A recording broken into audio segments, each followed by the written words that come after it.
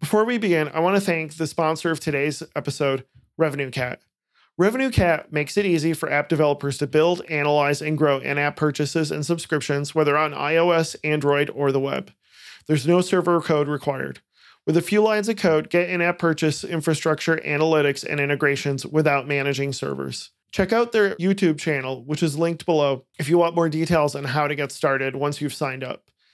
They also have some great reporting tools that automate and be able to look at some of the analytics with your subscribers and subscriptions.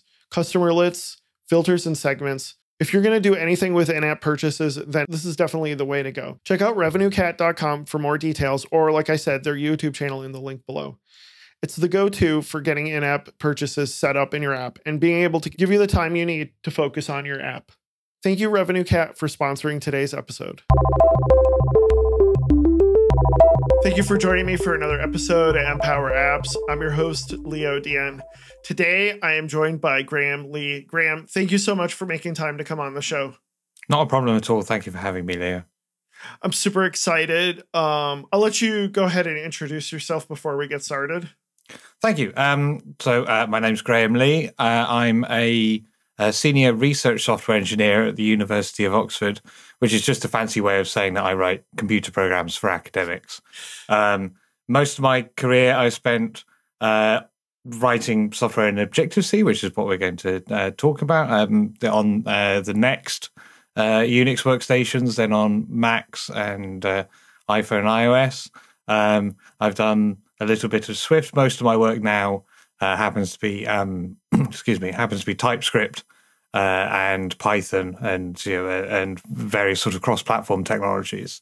But yeah, so I've been around the sort of Apple ecosystem since Mac OS 10 really, and sort of enjoy programming in that world. So I've got to say, do you still do the Dos Amigos Twitch channel as well? Dos Amigos, yeah. So that is programming on the Commodore Amiga, the nice. Famous computer from the 1990s. Now I had one, or rather, my dad had one in the 90s while I was a teenager. I never did much programming on it, just sort of basic and things. And my friend Stephen Baker and I just went, well, would it be great to learn and just to see, what that was like and have a bit of fun? So that's what we did. That's awesome. So little tidbit, Amiga 500 was my first computer.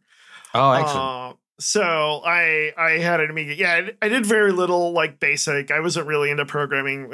Teenager, same time. Sure. But I don't know if people know this, but Commodore did not do very well in North America in the 90s. So I was in a minority and I really got burnt by that. And so I was like, my next computer is going to be the most software compatible computer I can get. And that's when I moved over to Windows. And I think like if I didn't have that experience with Amiga, I would have moved maybe to the Mac much earlier, because I was like, yeah, I'm not going Apple and dealing with software compatibility issues. How do I put it? We are very lucky to live in a day and age when like I know there's criticisms about Electron and all that stuff, but man, to be able to run software on multiple platforms, it's a big blessing nowadays. Absolutely. But even more basic things like that, like the fact that on a Mac, I can email someone a like JPEG image and they can A, open the email, and B, open the image file. Is a battle that we've only won over the last sort of 25 years or something. It's crazy just how incompatible and how like isolated like Amiga users and Mac users, or sort of all of the computers that came before that, the Trash 80, the Timex Sinclair stuff. You were in your own little ecosystem, in your own little world if you had any of those computers.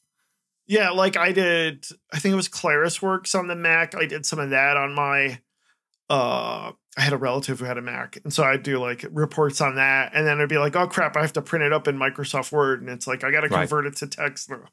Yeah, we're so lucky these days. Yeah, we'll put a link to that Twitch channel. Thank you. Yeah, great. On our notes. But today, we're going to cover Objective-C. And the reason I want to do that is I've heard a lot from like Swift developers, especially who've started getting into it in like the last year or two, who've never had that big, deep exposure to Objective-C. And maybe you can tell me why learning Objective-C might be important for Swift developers in a lot of ways. Yeah, thank you. So I think it's a good idea to start by dispelling a misconception. Like, if you are listening to this podcast audio only, I do not have a massive grey beard. I'm not like some ancient old relic saying, "Oh, back in my day, people knew how to do Objective-C." And if you're watching, hopefully they get the hint that you're a teenager in the '90s. They can kind of do some basic absolutely. math with that. So there's that. Yeah. And if you're watching on video, please don't email in with corrections about how grey I am. I don't want to hear it. But we are in a transitional phase. It might not feel like it because Swift was announced WWDC 2014, was it? Mm-hmm. Yep. So we're that's like it's over 7 years ago, but we're still in the middle of the transition. Swift is an application development layer, a set, language and a set of tools on top of a lot of existing macOS 10 infrastructure, a lot of existing iOS infrastructure. Same is true on the watch and the TV. This infrastructure is by and large made out of Objective-C. I think that the people you described, the sort of 2 years experience of Swift, are going to get much more out of learning more Swift and out of engaging more with the frameworks that are available than they are out of learning Objective-C. But 5 years of experience people who are starting to think, how do I build these products into a suite? How do I better integrate with different features of the operating system? Are going to need to know how those features work and how the sort of design principles behind the various frameworks that Apple supply are put together. And the answer to that is contained in Objective-C because those frameworks were built by Objective-C experts in the Objective-C language. I've had a developer, you'll be a developer who's brought on a team on a much larger project that's like an iOS app, for instance, and it's been built on years of Objective-C code. And they're starting to hit a point with, especially like a lot of the new features that are just Swift strictly. Obviously, there's Swift UI, but there could be things like widgets or other features that are just pretty much their APIs only available in Swift. And they're like looking at the timeline and thinking, yeah, maybe we need to start migrating some of this Objective-C code over to Swift. And as they do that, they're still going to be using a lot of the older Objective-C code in their app. Because they're not, you don't want to move everything whole hog in one big push to get to your repo into the App Store. So, you're going to do it piecemeal. So there might be some advantages to knowing, oh, this is why Objective-C does this, or this might be something you could improve in your Objective-C code so that it talks to your Swift code better. I think that's the other case that I've seen as well. Well, indeed. And even if you're sort of at the beginning of that journey and you're like, we're not ready to migrate this stuff yet, you're going to want to fix a bug in it. Yep. You're going to want to make the Objective-C code that you've got continue to work until you've got the resources available to do that port. And so you're going to have to learn Objective-C enough just to to fix those bugs. It might be tiny things, but someone's going to have to do them. Right. Yeah. Exactly. Rather than going whole hog and converting it all to Swift today. So what do you think? You obviously have a lot of experience with Objective-C.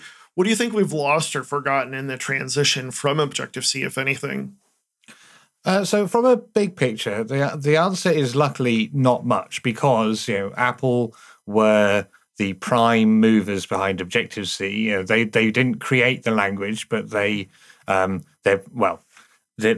potted history. This company called originally Productivity Products International, which is a rubbish name, so they changed to Stepstone, created the Objective-C language just as a third-party programming language for various computers. It was available on the Mac. It was available on PCs, on various Unixes, and Next were by far their biggest customer. And at some point, Next was so much their biggest customer that Next just bought all of the rights to Objective-C and then licensed it back to Stepstone. So from that point onwards, Next and then Apple were basically the principal sort of maintainers, if you like, of the Objective-C language. And obviously are the principal maintainers and designers. There is a community process, but it's managed by Apple. They are the principal sort of directors, if you like, of the Swift programming language. So there is a strong continuity there.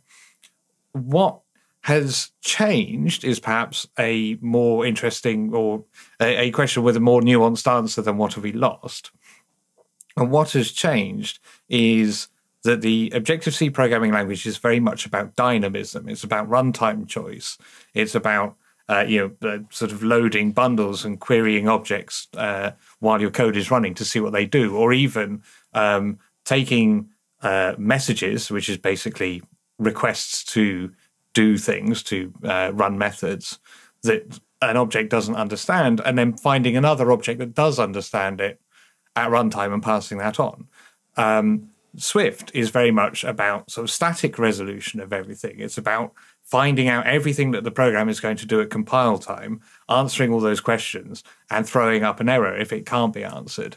And so there is this change, but because all of these frameworks were built in the dynamic land of Objective-C, the way they work tends to reflect that, particularly like sort of things like AppKit, UIKit, core data, the really fundamental stuff depends a lot on this like dynamic nature, which is sort of hidden in Swift quite deliberately. Do you think that's an improvement? I think it's a different way to design things. You can answer your question both ways. What you get, I mean, so like when Swift was announced, it was described as Objective-C without the C. And I think that is, borderline trademark violation. It is so much not Objective-C without the C, because Objective-C is C plus Smalltalk. So, and if you take C plus Smalltalk and minus C, the C, it's Smalltalk. Then, it's not Smalltalk. Exactly. And maybe if we want to later, we can go into a bit more depth about what Smalltalk is. But it basically is this dynamic message sending environment where you expect the end user and the programmer to be the same person. So there's a lot of like runtime support for things like debugging and rewriting code, even when you send a message, not just choosing where it runs.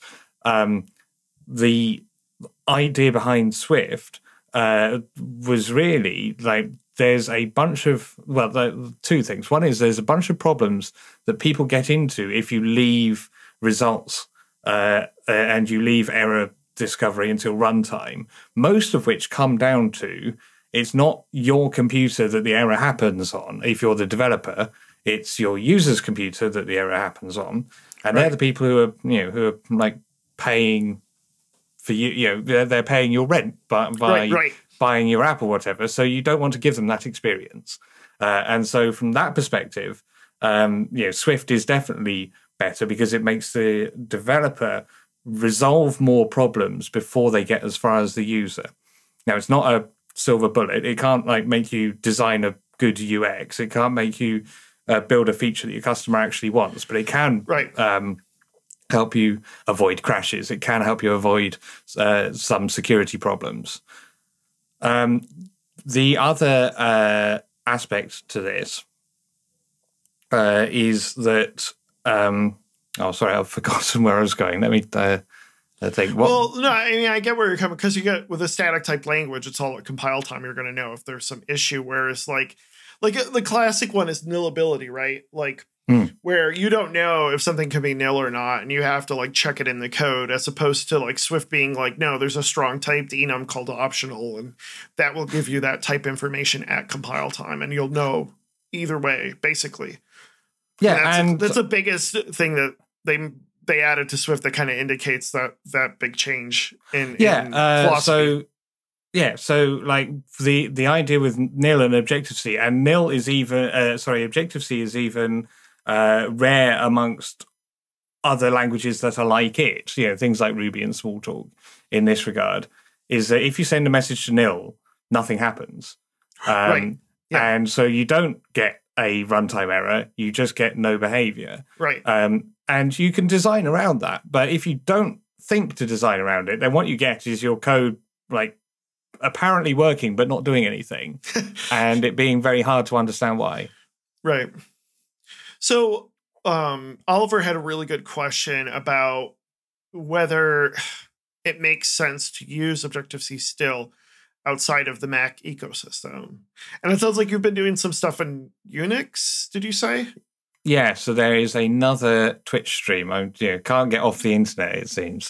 But I run this second Twitch stream called Objective-C Retain, which is doing Objective-C programming on Linux using this framework called GNU-step. So the history is Next used the GCC compiler for Objective-C, which meant because of the license of the GCC compiler, they had to release their Objective-C implementation as open source. So there has been, for longer than Apple has had the Objective-C language, there has been Objective-C support for Windows, for Linux, for the BSDs. So there is this community who have a very Cocoa-like, very compatible set of frameworks and tools. You can build a lot of open source Mac apps on Linux and just run them using these tools. It's not that popular. It's not as big as GNOME or KDE or GNOME is the one that's sort of default in Ubuntu and in Red Hat. So it's got a lot more interest in it. But there is a community of people who are still doing this and using it for server-side applications as well. Oh, wow. So server-side Objective-C. Yeah. So Dell and Apple and Disney and a bunch of other companies back in the 90s used to use this web framework called WebObjects, which was Next. Heard of that. Yeah, it was Next Objective-C framework. Now, when Apple got it, they were very interested in Java, so they rewrote it all in Java.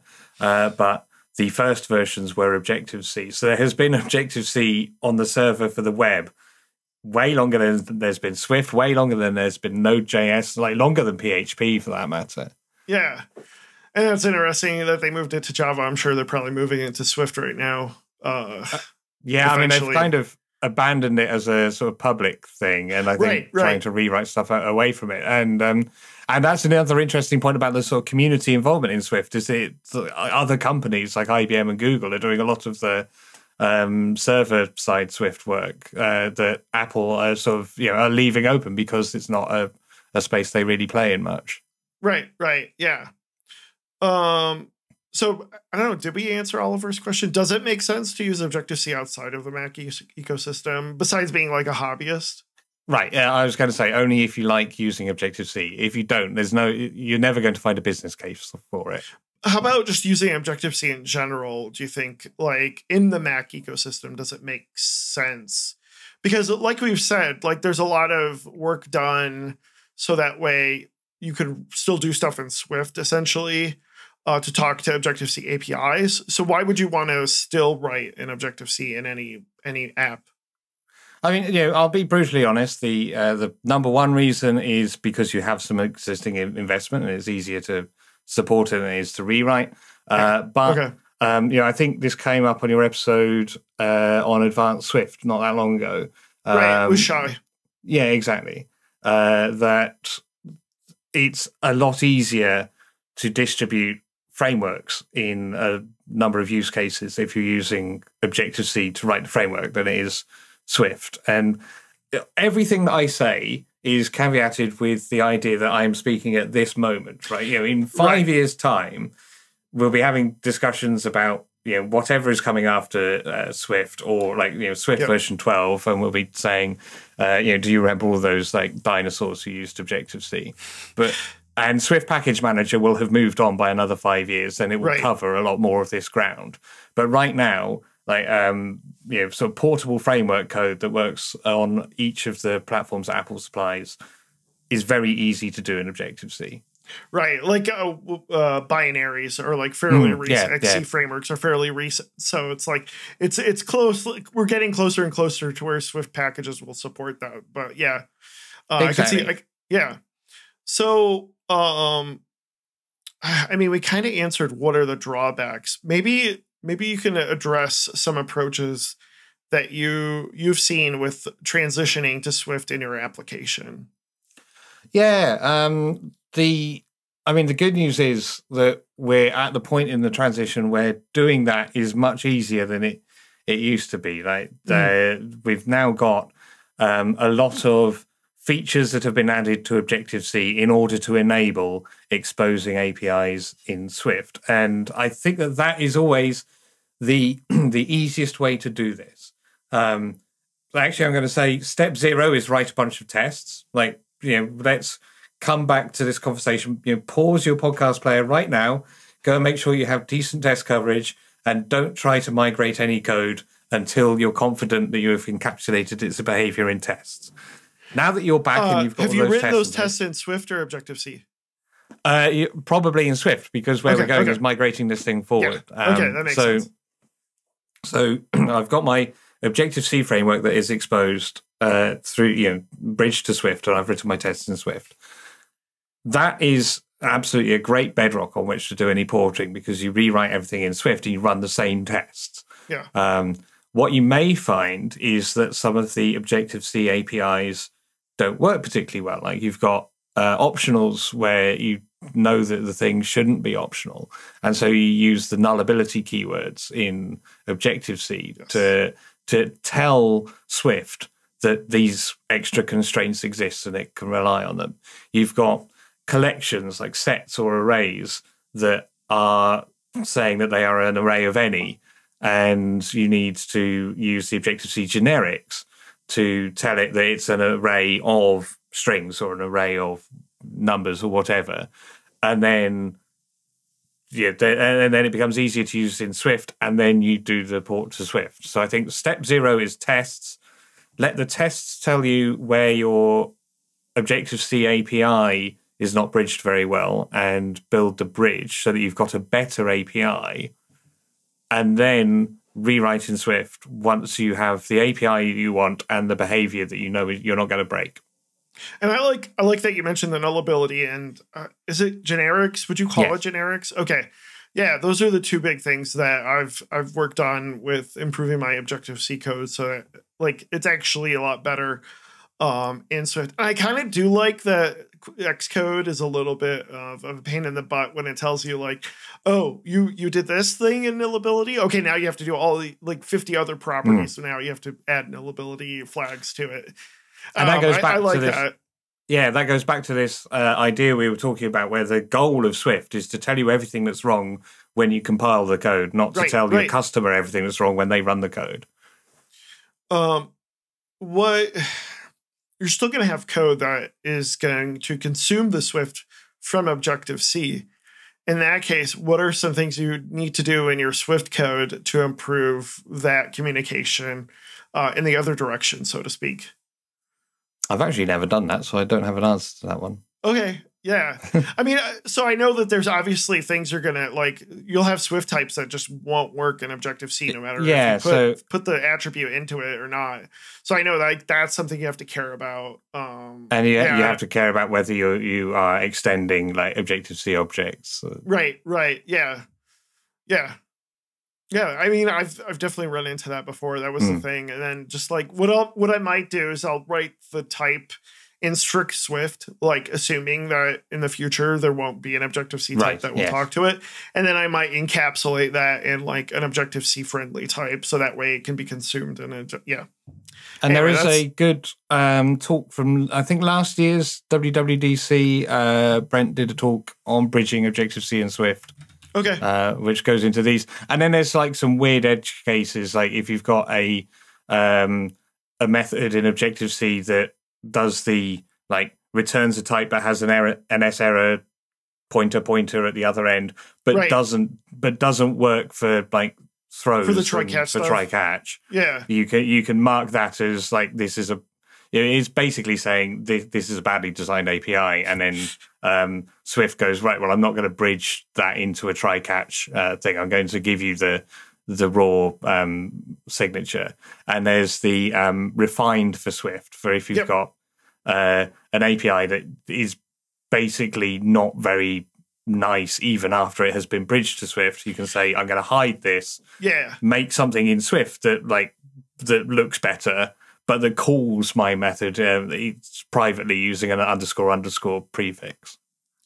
What's a question that I have? I haven't tried this yet. How does async and await work in Objective-C? I assume those methods are hidden, right? Yeah, so Objective-C just doesn't have async and await. Right, but I'm wondering if, like, behind the scenes, it turns it into like a block parameter. I'm sure internally it's probably using blocks in dispatch, but I haven't dug into that. Yeah.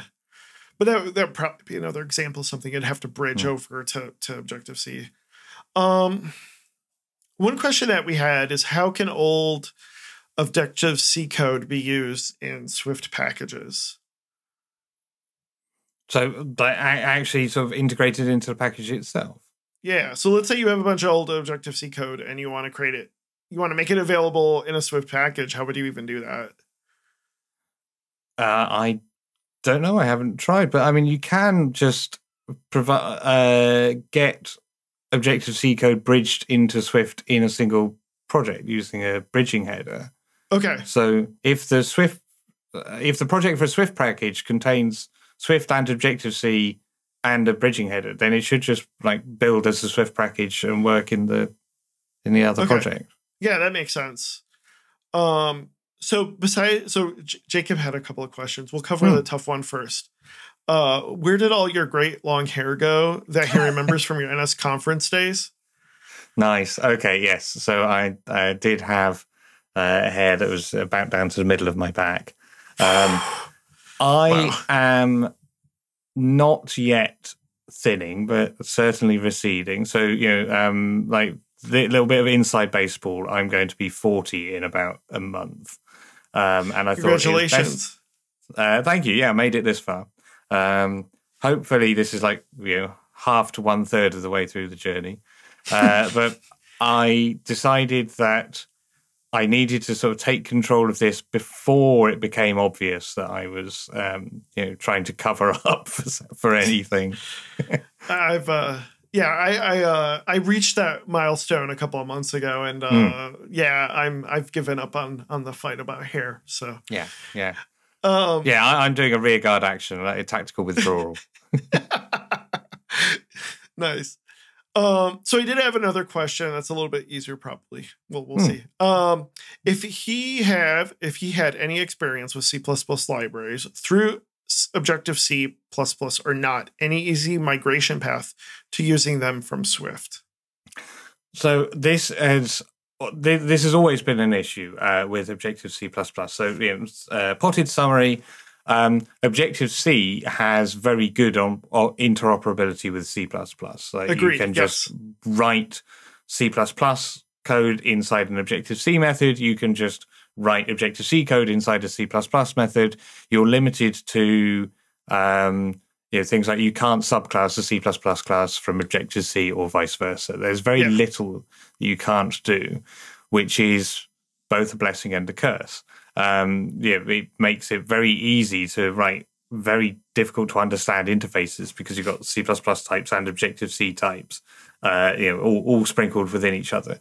The thing to do, whatever your context is, but it works particularly well for Swift, is to encapsulate all of the C++ inside Objective-C. So I've done this for fundamental data types. I had to write for a couple of different projects. It made sense to write an NS dictionary-like object that just used a different data structure because the data made sense in this other structure. So I wrote the low-level data structure in C++, and then it's templated, it's generic, it's all compiled, so it's fairly quick. Mm-hmm. And then provided an Objective-C interface that doesn't expose any of those types. It just exposes Objective-C methods and primitive types. Yeah. Now, if you do that, then what you're exposing to Swift is an Objective-C class, and Swift has no knowledge of what you wrote it in. Yeah. And so that makes it just work. The thing that will trip you up and you won't be able to do is if you're trying to return STD strings or the STD vectors or something from your bridged class.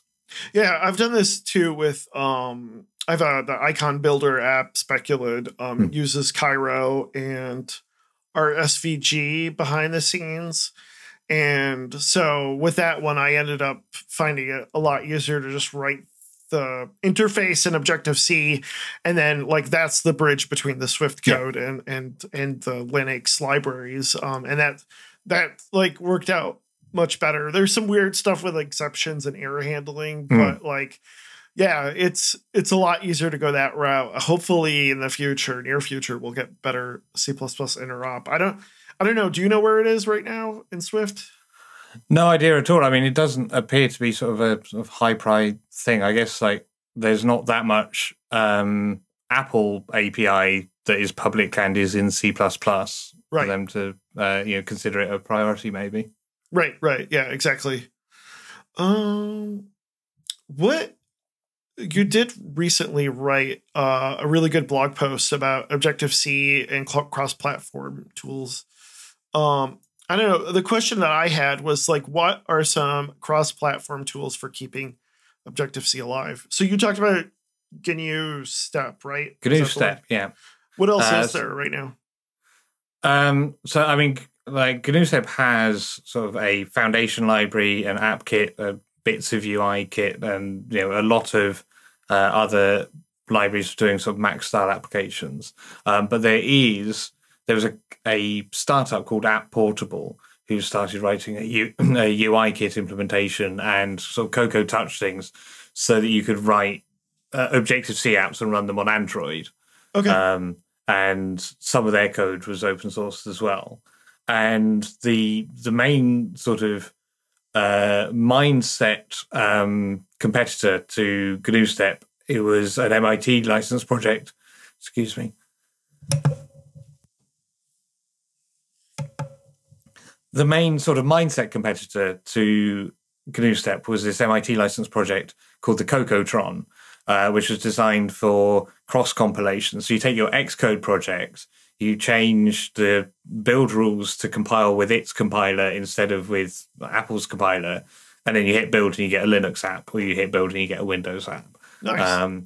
And there's also another one called OFW, I think, Objective-C framework, which is well cross-platform. It doesn't use any of the same sort of types or structures as as Apple. So it's got like its own string type, its own object type, its own array type, and so on. But I mean that works on the Amiga as well as on a bunch of other modern things. And then Nat Muller has a company, Muller Kyberkinetic, and he has his own Objective-C runtime library, his own sort of fork of Clang that supports this runtime library, and his own framework. So there's like 3 or 4 sort of major projects at the fundamental level, and then there's a lot of open source Objective-C on top of that because the language was around for so long and so many people were writing apps in it. That's cool. We'll put links in the show notes to some of that stuff. That's awesome. What else did you... I'm just looking over the notes. Did you have anything else you wanted to mention about Objective-C for Swift developers? Yeah, I think that going back to an idea I talked about at the top of the show, there's obviously going to be less impetus to learn Objective-C as time goes on. That Apple are going to start writing sort of Swift libraries for ideas like data management, so you don't have to use core data anymore. You use whatever they call it, like Swift data probably. Yeah, there you go. And so you'll be able to get a lot further before you hit this. And now you need to really understand what Objective-C is doing before you get any further. But we are not there yet. Swift UI, for example, is not a UI framework in Swift. Swift UI is a domain-specific language for constructing Objective-C UIs using Swift. Right. And so you don't get far in Swift UI before you hit the I need to use AppKit or UI kit. Right. And you don't get far in using AppKit or UIKit before you start asking questions like, what is the target action design pattern? Like, why why am I telling this thing what method to run? And understanding that means understanding the design principles behind Objective-C, even if not necessarily like becoming an expert at Objective-C coding per se. What are, that's something maybe we can talk about a little bit more, is like, what are some of the design principles as far as like target action blocks, delegate patterns, things like that Swift folks aren't going to be super accustomed to, I guess? So the fundamental idea behind all of this is a thing that Alan Kay, who was one of the creators of the Smalltalk programming language, called dynamic late binding, or even extreme late binding of all things. So you don't choose what function to run when you're compiling your code. You use information that is available at runtime to decide what function you're going to run. And that's like weirdly meta. You're running a function to decide what function to run. And why do they decide to go that route back in the old days? So the benefit you get from that is extreme flexibility. Now, Smalltalk was designed, as I said earlier, for the developer and the user to be the same person. So if I had like a bunch of code that I'd written for an application that's running on my computer, like let's say that I've written a tool for automatically managing my expenses, and now I want a tool for automatically managing my budget. Well, obviously a lot of that is going to be transferable because I've got views for displaying like graphs about my finances. I've got forms for capturing data about my transactions. I've maybe got currency conversion utilities, foundational objects that represent money as in decimal form rather than as a floating point, and so on. And I can take all of that across. And what I can do is say, right, this form is plugged into that calculator in the runtime of my code.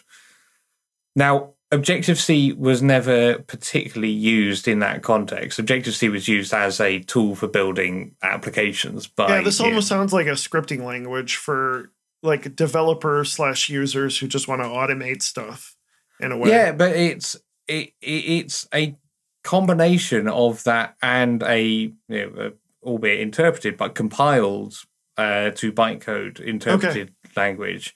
So imagine that you're running your code and you encounter a bug and it stops in the debugger. In like Swift, that's like this kind of weird little teletype style LLDB thing. You've got to understand a load of commands to get it to work, or like rely on Xcode being available.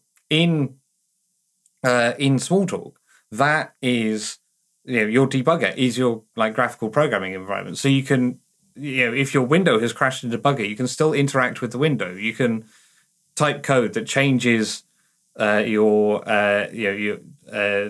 live application, even though it is crashed. Right. You can correct the code and hit continue, and then, or you can like correct the code and then hit start again, and it will go back up to the top of the method. Wow. and run the fixed version instead of the broken version. This is a completely different way of working than like modern developers are used to at all. Now, Objective-C sort of took those ideas and made use of them, even though it was in this kind of compile apps and then ship them off to customers. So, like Interface Builder, like one of the reasons that Swift UI took so long to get like live previews is that it is having to do a lot more in order to like show that preview than Interface Builder is. Right. And that's because of this dynamic idea. Like when you build your UI in Interface Builder, you drag a button onto a window as literally a window object, as in an NS window or a UI window in AppKit, in UIKit, and it's literally an NS button or a UI button. It is an instance of that thing. When you're like connecting the target to the source and you're connecting the action and you're like hooking up all these outlets and everything, you are literally just setting the instance variables of these objects. And you're saying this thing needs to run this method when this button is pressed.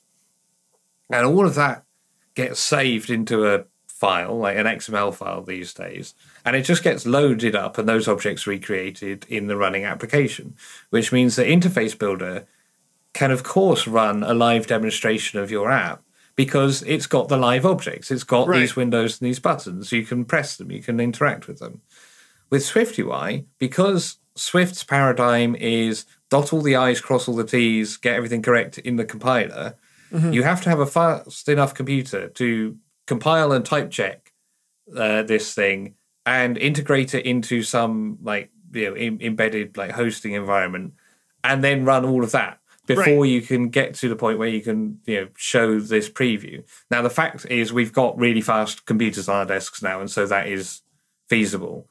And that's what it seems like is the big difference between the old days and the new days. I could see how back in the 80s, or I would assume 80s, 90s, right? It would just take a long time to recompile the app and then test it out. Whereas nowadays, it's there's no need to dynamically change the code as you're debugging it. So I guess that kind of makes a lot more sense.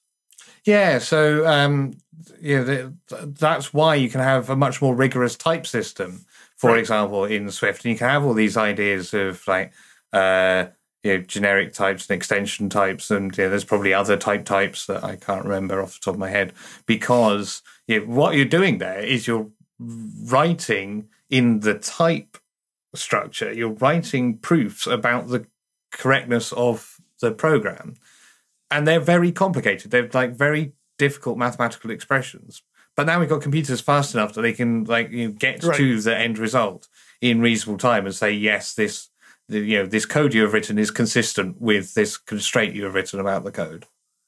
Yeah, so that makes a lot. So that's kind of why we have actions and targets and delegates and things it's basically saying, don't ask me what I'm doing yet because it's cheaper for you to ask me later, or more flexible for you to ask me later.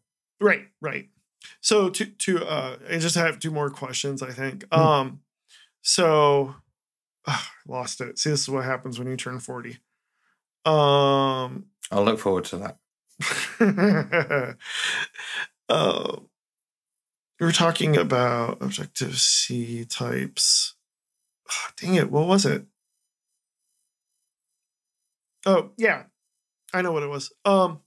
So you mentioned you're doing a lot of TypeScript. Do you see that there's a big trend, because TypeScript kind of is doing what Swift is doing, but for JavaScript, where it's trying to make JavaScript a lot more strict, right?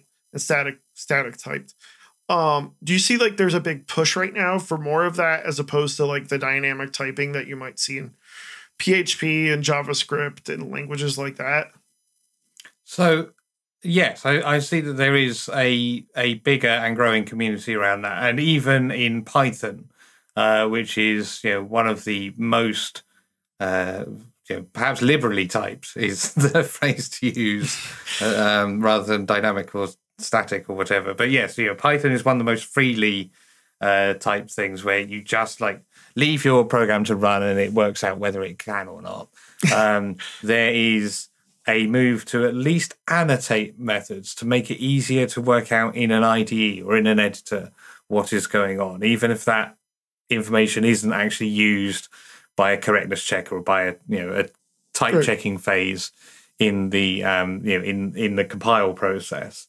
That isn't to say that everybody is just doing that. I mean, I've worked in JavaScript startups that were very opposed to the idea of TypeScript or of equivalent tools, because it can make it sort of harder to express certain ideas, and particularly JavaScript comes from a very, very sort of laissez-faire approach to computing. Right. You can just say, right, these three properties on this object are strings, and this one is a function that returns a function that returns a number, and then you're allowed to index that thing. Well, writing the index signature in TypeScript for that is a complex task.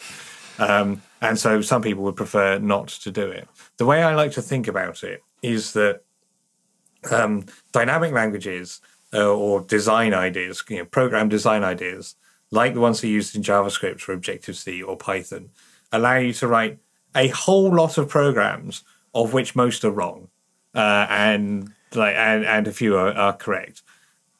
The static typing design of like Swift or of TypeScript or of C++ for that matter allows you to write a much smaller collection of programs, of which most are still wrong. But they are not wrong in the same ways that a lot of the JavaScript or Objective-C programs would be wrong. But they also stop you writing some of the correct programs. Now, the question is, does that really matter? And the answer is probably no, because you can still get a correct program, even in that constrained way of working. Right. What was I going to mention? Gosh. We were talking about dynamically typed, static typed. I had a really good question for you. Now I can't remember what it was. 40 again, I guess. Which do you prefer? I prefer the dynamic approach, and the reason is there are times when the constraint that is imposed by the static approach isn't consistent with what I'm trying to do. Now, the reason I'm trying to do it is because I grew up in that dynamic approach, and so this is perhaps a Graham, why are you so old question rather than is this one better than when you say one? Grew up, what do you mean exactly? Grew up at what languages? The experiences that I gained as a programmer, in sort of the formative years of my career, were in things like Objective-C and Perl and Python, and then later I absolutely Ruby agree as with well. you, because I'm like in the opposite boat. I think I did a lot. I think the first language I really liked doing was C#, and that's statically typed. And PHP was okay. I appreciate the speed that you can develop in those kind of dynamic languages, but I prefer I think I prefer the correctness of static type languages. So then when I got into iOS development and doing Objective-C, it's I appreciate what those languages do, and I understand where they're coming from. But my gut reaction is, like you said, where I grew up in, and that's more of the static typed languages. Yeah, sure. And again, going back to what I said about computers getting faster, things like TypeScript and Swift UI previews it's fast enough that you can watch the code, and as soon as someone saves a change to the file, you can go, oh well, the file's changed. I'll recompile it, regenerate the preview, and they won't even notice. It will just be running the updated version. So those benefits we were getting from the dynamic approach, you now can get, or rather you can now fake just by being able to replace a running program in a compiled and type checked code so quickly. But you can't fake the design changes. So let's say, for example, that I've got some application that communicates with a database because it's storing some data. The typical example is an HR database. So I've got lists of employees, names and salaries and whatever.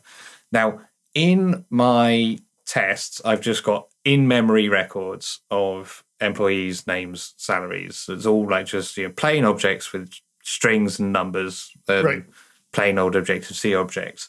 In my application, I've got a core data database because that's what I'm doing for my local cache, and it's using managed objects, which all have those properties on. And in my application, I also have a thing that is talking to a web service, but it's talking to a web service that uses RESTful IDs, so I can still have separate entities with names and salaries and whatever. And in Swift, I have to define a protocol that all of these things have, and I have to extend all of these things to conform to that protocol before the compiler will let me ask the the web service for its salary, the cache like core data for its salary, and the test for its salary.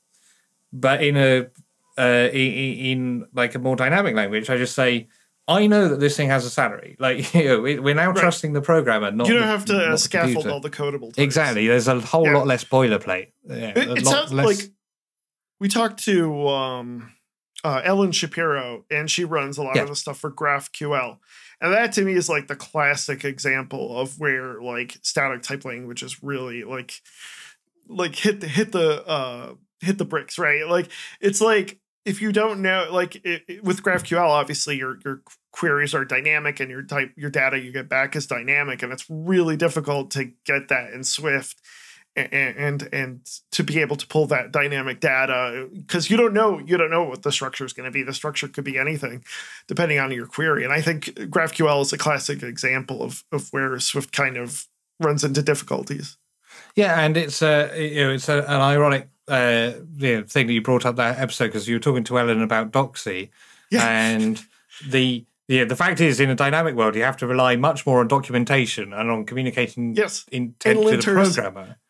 Yeah, exactly. You have to say, you put more trust into the programmer. You make them decide that their program is correct. You don't have this this collection of machinery that is doing it for them. Yeah. Before we close out, I wanted to ask, is there anything in particular you're studying right now in your PhD program? Yeah, so I'm like at the beginning of the second year of a PhD in software engineering, which means that I know exactly what my question is, and I've still got no idea how to answer it. Well, I've got an idea how to answer it, but not what the answer is going to be. So I mentioned when you introduced me that I'm a research software engineer, which is a fairly new development in universities. Like, university research has depended on computers for a long time, and they've never really paid anyone to be an expert at doing that. They've always just got PhD students, or they've got sort of untenured researchers to maintain this thing and then hand it over to the next person. But they've never learned software engineering principles because they've always been like physicists or chemists or geophysicists or whatever. So there is this like question at the moment of, should there be a sort of profession of research software engineering? What would it look like? How do these people sort of communicate their skills, uncover best practice? Should we be doing in academia the same thing that, say, agile teams working in a startup company are doing? Or is the context so different that we actually need different methods and different approaches? And my question is basically all of that, which means it's really a social science PhD, but hidden in a computer science department. That's very interesting. I understand where you're coming from too, because and then the budgeting is different with universities as opposed to startups, as opposed to enterprise. So yeah, we'll have to have you back on again to tell us the answer to that. It will be a long show if it's, if I'm reading out my thesis. Well, thank you so much, Graham, for coming on the show. It was great. Where can people find you online? Okay, so the easiest thing is Twitter. I was Leegee because I used to be I am Leegee, and then I quit Twitter, and someone else, some spammer got the name. So I was Leegee, IWASLEEG. Awesome, and we'll have links to your podcasts, streams, and blog posts and stuff like that in the show notes as well. Thank you so much for coming on. Thank you very much, Leo. You can find me on Twitter at LeoGDion. My company is Bright Digit. Please post a review and wherever you're listening, and if you could, like and subscribe if you're watching this on YouTube. Thank you so much for joining us, and we look forward to talking to you again. Bye.